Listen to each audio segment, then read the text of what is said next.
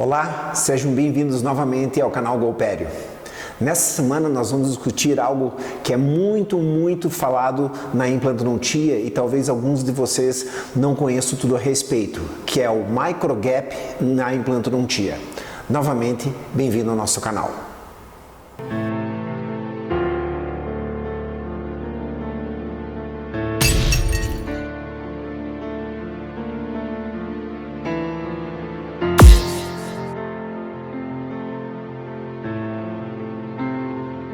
Então vamos lá.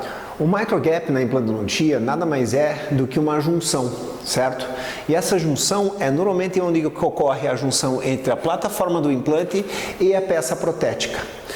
Essa junção ela deu muito o que falar, porque alguns estudos mostraram que quando a gente usava hexágonos externos e colocávamos implantes a nível ósseo, nós tínhamos uma perda óssea na conexão da prótese com a plataforma do implante. Certo? Então, quando se fala em perda óssea, enquanto o hexágono externo estava submerso, nós não tínhamos perda óssea. Assim, por exemplo, antigamente a gente usava os parafusos de cobertura, depois quando passava a ter o cicatrizador, aparecia um calo e, por consequência, uma perda óssea, que era de 0,5 a 1 milímetro. E por que será que essa junção, quando está conectada aqui, o que faz dela ocorrer, o que faz esse microgap fazer essa perda óssea? É justamente a micromovimentação das duas peças. A gente sabe que titânio não gosta de movimentação, aqui nós temos movimentação e nós temos aqui então uma perda óssea.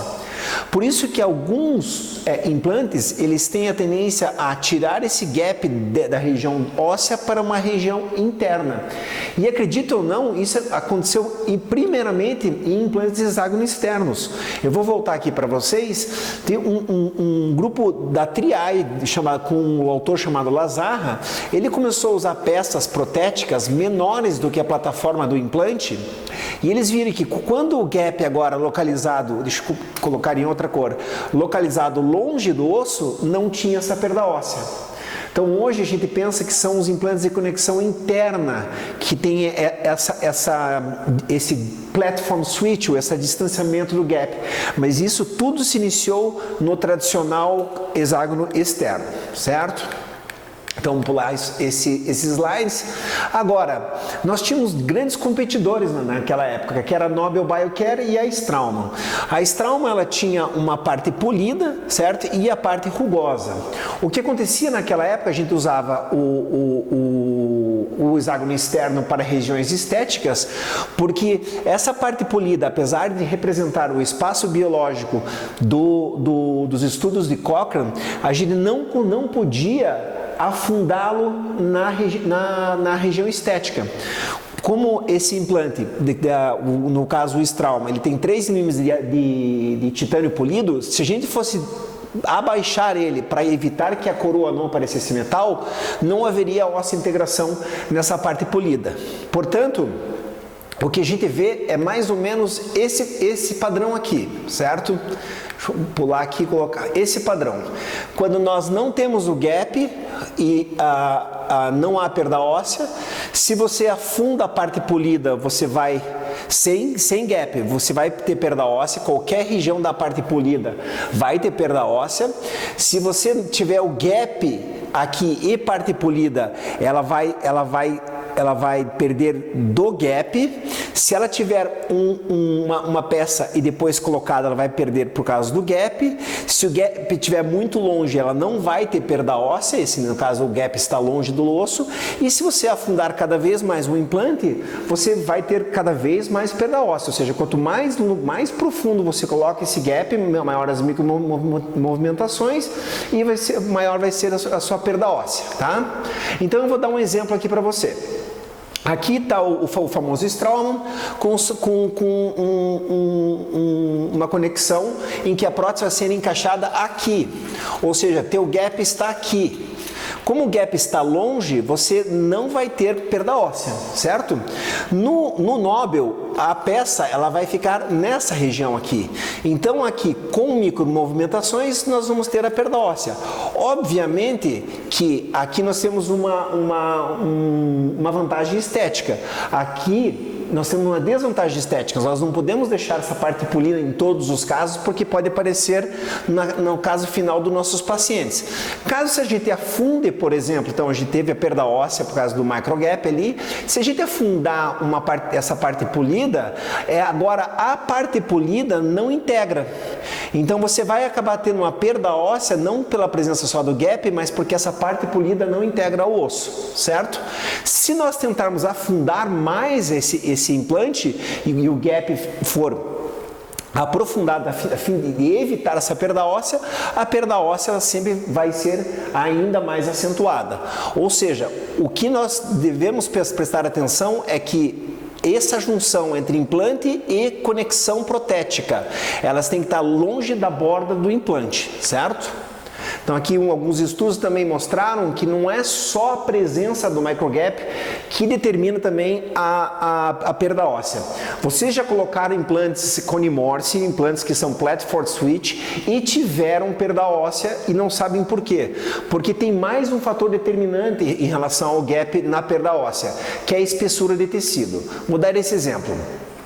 Se eu colocar um implante que tenha um gap, ele pode ser um platform switch ou gap longe do meu osso por 3 milímetros, nós não vamos ter perda óssea. Aqui nós vamos ter perda óssea, porque a junção, o gap está localizado na parte óssea. Agora, se nós estivermos tratando um paciente com tecido fino, certo? Agora você vai ter uma perda óssea e você vai pensar por quê? Porque aqui tem que se formar o espaço biológico, certo? Então, colocar, por exemplo, implantes, vou desenhar aqui um implante, não sei se essa cor é melhor, um implante que seja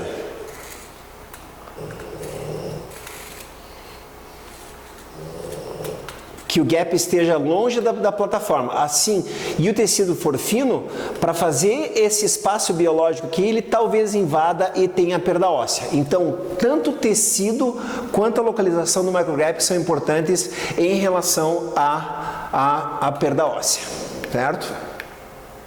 E se abaixarmos, continua assim. Então aqui são casos, olha só, em que o gap está aqui e nós temos a perda óssea que a gente considera 1 milímetro como sendo uma perda óssea normal. Muitos falam que porque tem uma bactéria nesse gap é porque causa perda óssea. Isso é muito questionável, porque se você coloca uma peça, um gap que tem a plataforma do implante e a conexão protética perto do osso, inicia-se um processo inflamatório, que eu digo que é por micromovimento. E se fosse bactéria, por que começaria 1 milímetro de perda óssea e depois pararia? Isso não é característico de uma infecção, simplesmente começar no primeiro ano de instalação o implante e depois parar essa perda óssea. Então pouco se fala da associação do microgap com bactéria, porque a bactéria ela não age só pelo primeiro ano e depois para de agir. É sim o microgap. Como que nós vamos ter então que evitar? São com os novos implantes. Os novos implantes hoje, eles têm o nível ósseo, só que as peças encaixam dentro da plataforma, certo? E o ponto de contato de gap deles é longe do osso. O osso ficaria aqui. Assim, você não vai ter mais o efeito dessa micromovimentação no osso e não vai ter a sua perda óssea. A não ser que seja tecido finos, né? Tecido finos, aí você pode ter, por formação de espaço biológico, alguma perda óssea. Então é o que eu gostaria de dizer sobre microgap hoje, é realmente a sua localização, entender os vários tipos de implantes e como que eles funcionam em relação a essa perda óssea precoce, e qualquer dúvida vocês podem deixar nos comentários abaixo. Obrigado, até a próxima semana.